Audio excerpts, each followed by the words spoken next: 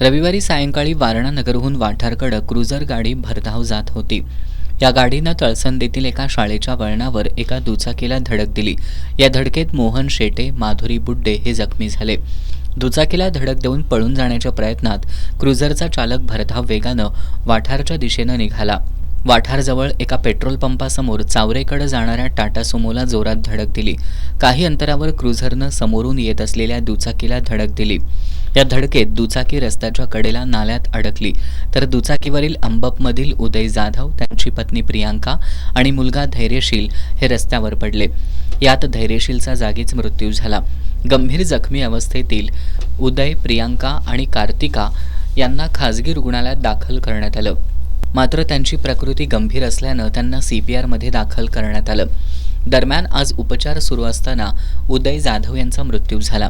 या अपघातामधील क्रुझरचा कर्नाटक राज्यातील चालक सदाशिव चिक्कनवरमठ हा किरकोळ जखमी झाला असून त्याच्यावर CPRमध्ये उपचार सुरू आहेत.